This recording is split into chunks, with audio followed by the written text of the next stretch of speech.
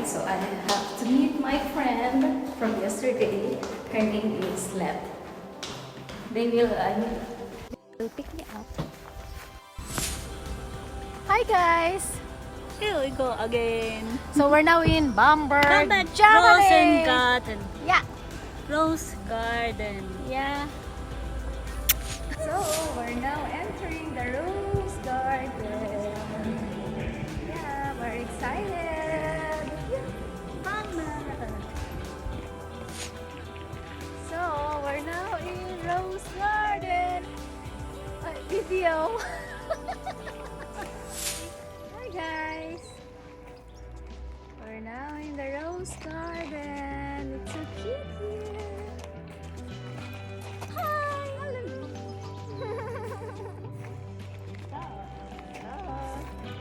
So beautiful. We'll show you the garden.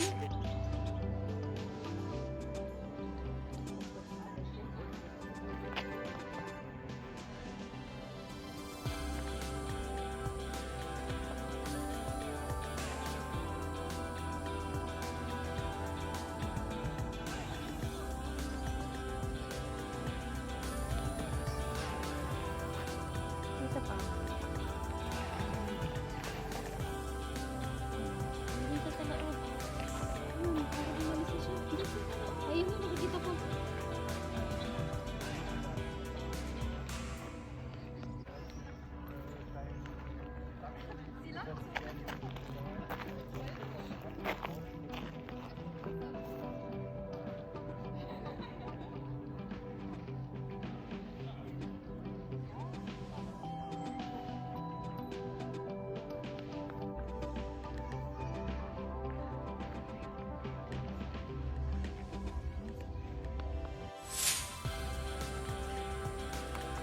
This is Gloria Dai flower. Gloria Dai rose. This one looks like flowers in Philippines. They call this Rotilia rose. This is another kind of rose. And they call this Peter Frankenfeld rose. This is a yellow rose, but they are calling this Gold Marie. Red rose, but they call this Andalusian rose. This rose, call this Lion's rose. Why they called it Lion's rose? Does it looks like? Ugh. This looks like just a red rose, but they call this. This one called Papa Melon. Okay, they call this Parole rose.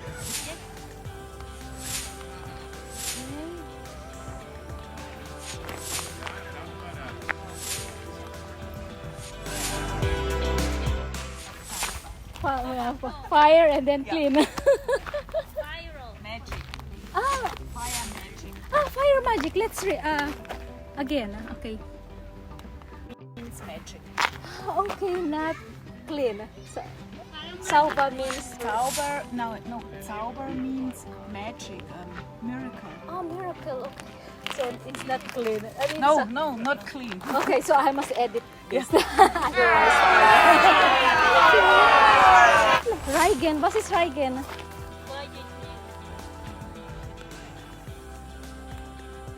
Sparkles rose. Wow. So they call this Reigen.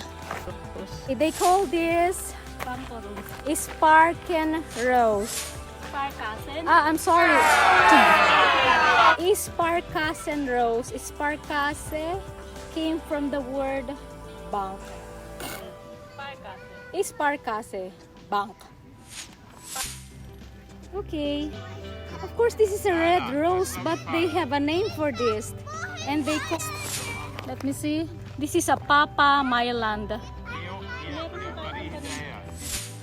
Another kind of rose. And they call this Gloria Dai. This is also a nice rose, and they call this Suitor's Gold. Okay, this is just a white rose, but they still have a name. I mean, this rose still have a name. Call this Polar Stern. Stern is a star, and Polar is a polar. It's a pink rose, and of course it has also name, no? It's a Filipino name, Jennifer Rose. Okay, this is a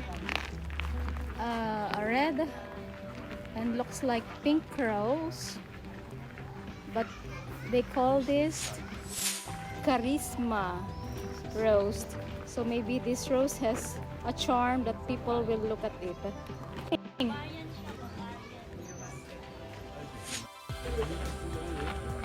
It looks beautiful. Yellow, a little bit pink and white. Beautiful. Oh, kahit taon-taon nata ako dito or twice in a year. Gusto ko. And oo. Ganda, parang yung Ganda.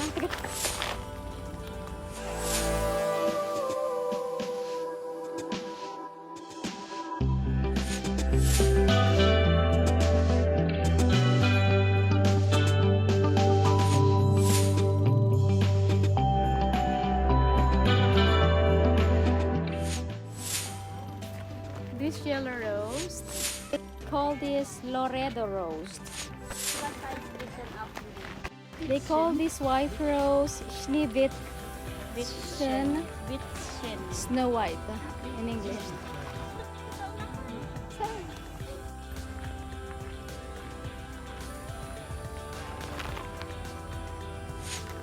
This is also a lovely flower. So beautiful. Okay, they call this Peter Frankenfeld rose. Why is paprika? Diba paprika, bell pepper? Oo. And these flowers or rose, they call this paprika. It looks like yummy, like paprika, bell pepper.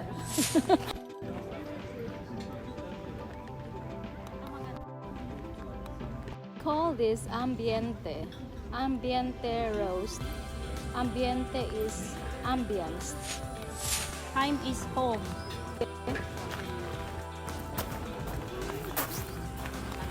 They call this rosebud Nauheim.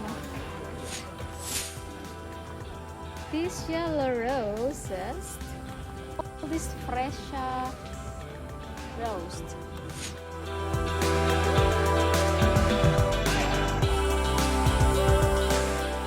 This is a pink rose, but it has another name.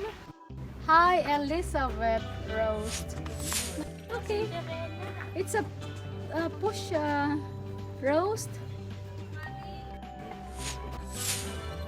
It's an orange rose. It's a Western land rose. It looks nice. It also looks nice. This is a Cinderella rose. They call this Cinderella rose. This is a Hercules rose, but it looks like that he's already dying. Oh man. Hercules rose.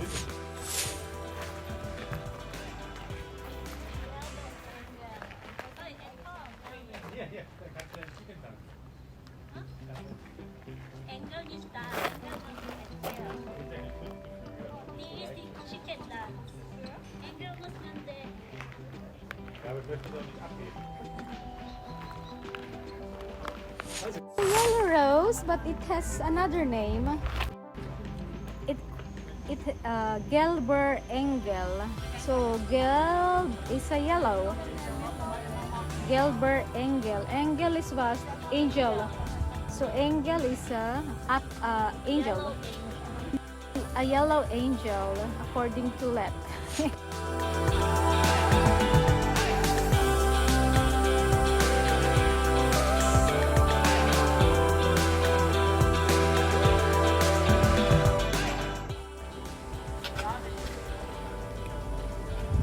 this is the main city is of Bamberg. See, it looks nice, and you will see Let very busy with her video. So there are so many tourists here. They are not afraid of the virus.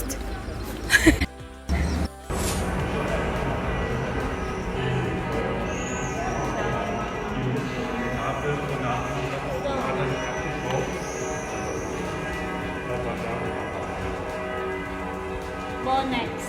Ito yung mga palasyo ng Bavaria. Okay, next.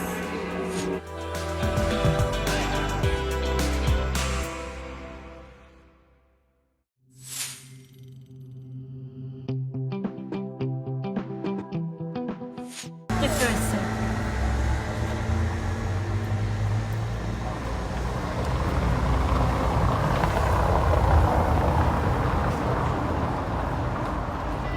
All the wines from Bamberg.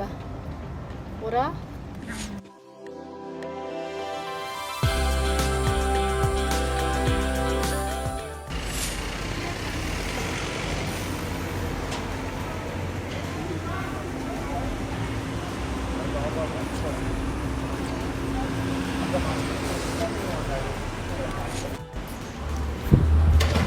We're going to drink something because it's already lunchtime or 11:30. 11:30, so we need to drink something. So we're already Yes, I must problem. Kommt die Is it Bedienung there? in The die- chair? in this way. Here on the side of the river. yeah, we're going to eat something. Where's We're the doing river? something. Yahoo! The river is there. So, jetzt ist ich nehme einen Wurstsalat.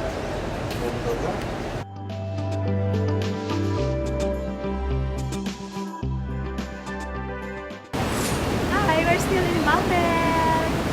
This is The old rat house. Yeah. So it's very nice.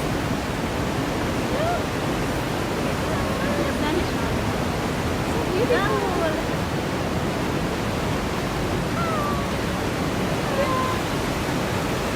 I'm not sure if this is the Regnitz River. On the other side, looks nice. water dog.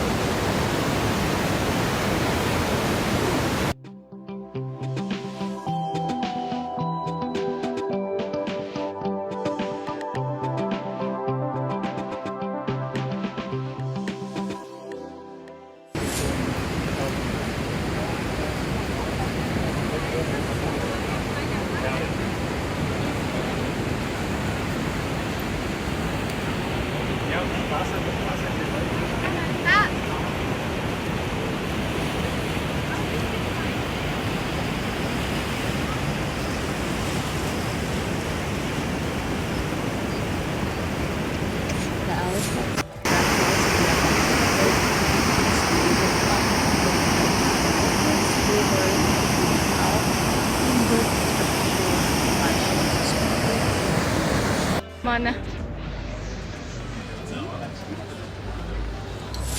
Oh, we're in Paris.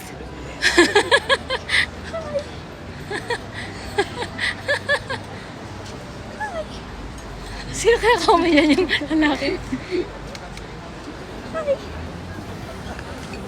Ciao, Bella! Bellissima.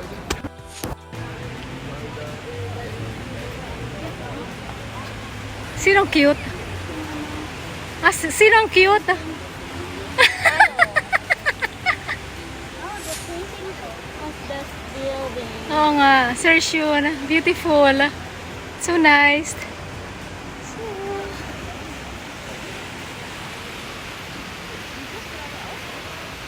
All painting.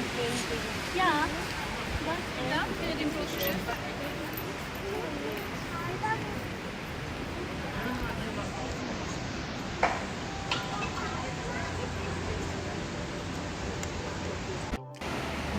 Bamberg is a town in Upper Franconia, Germany, on the river Regnitz, close to its confluence with the river Main. The old town hall in Bamberg is truly a curiosity, just as astonishing as its history are the frescoes that adorn the footway of the building. According to the legend, the Bishop of Bamberg did not want to give the citizens place for the construction of a town hall. I'm eating my yogurt, guys, and let will buy souvenir from Bamberg. So,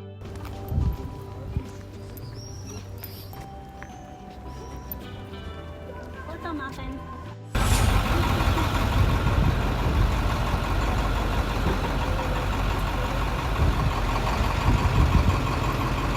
Der Bamberg Cross. Bamberg Cathedral is a church in Bamberg, completed in the 13th century. The cathedral is under the administration of the Roman Catholic Church and is the seat of the Archbishop of Bamberg. Since 1993, the cathedral has been part of the UNESCO World Heritage Site, Town of Bamberg. It was founded in 1002 by King Henry II and consecrated in 1012. With the tombs of Henry II and his spouse, Kunigunde, the cathedral contains the remains of the only imperial couple that was canonized, with the tomb of Pope Clement II, son of Heinrich der Senker, became Duke of Bavaria in 995, replacing his banished father. His favorite dwelling was at the Bamberg, and he gave that property to his wife Kunigunde as a wedding gift.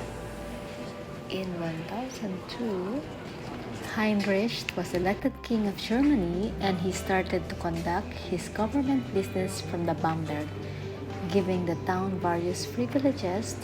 Probably late in 1002, the decision was made to establish an administration at Bamberg. Henry was fused.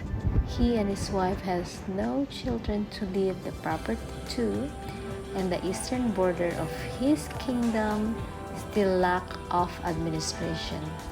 Against the opposition of the Bishop of Eichstätt, who lost the northern rim of his territory, and of the Bishop of Würzburg, who lost all the eastern part of his.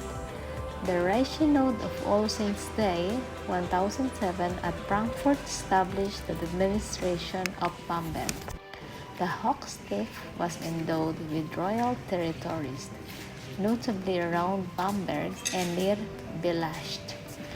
Kunigunde contributed Bamberg itself. The first bishop was Eberhard from Abenberg, Heinrich's former chancellor. He took his home in the former of Königswald. The administration came under the direct authority of the Pope and was thus henceforth outside of the control of the Archbishop of Mainz. King Heinrich, he was crowned Holy Roman Emperor only in 1014, became a canon of the cathedral chapter. This cathedral is about 94 meter or 308 feet long, 28 meter, 92 feet broad, 26 meter or 85 feet high, and the four towers are each about 81 meters or 266 feet high. Heart of the old city, this cathedral is probably the most historically important site in Bamberg. This was actually the third church site that or we visited the day on our walking tour, and while all were impressive in one way or another, the cathedral was the largest and had numerous interesting sceneries. Officially, the Cathedral of St. Peter and St. George celebrated its 10,000th anniversary in 2012. The cathedral was dedicated on May 14, 1012. Its founder, Henry II, was crowned Holy Roman Emperor in 1014. The historical museum Bamberg in the Alte Hochhaltung on the cathedral square houses a large number of treasures. His extensive collection of documents and the culture and the history of the World Heritage City from the prehistory to the 21st century. For children, a visit to the museum becomes a special experience when they go on a search for traces through the exhibitions without research sheets. The arches are available free of charge at the museum's wax office. The Historical Museum Bamberg is located in the Renaissance buildings of the Old Court in the immediate vicinity of the Imperial Cathedral. In addition to the Ludwig collection and the Bamberg Villa de Sauer City Gallery, it is one of the museums of the city of Bamberg. In 1838, Vicar Joseph Hämmerlein passed his large art collection on the city of Bamberg. This is considered as the birth of the museum. In the following century, the museum continuously added new projects or objects to the collection. The museum was located in the Michaelsberg Abbey until 1935. In 1938, it was moved in the Alte Hofhaltung near the Cathedral of the Bamberg. So, the tour in Bamberg is already done, and I'm thankful of that. Thank you so much for visiting me. Hi guys, we're done with our Bamberg tour. So, the day ends here, yeah. and it's nice. So I'll see you again, Let. Yeah. Hopefully soon. Thank you for coming. No. Okay. Please don't forget to subscribe on my channel. Click the bell for notification.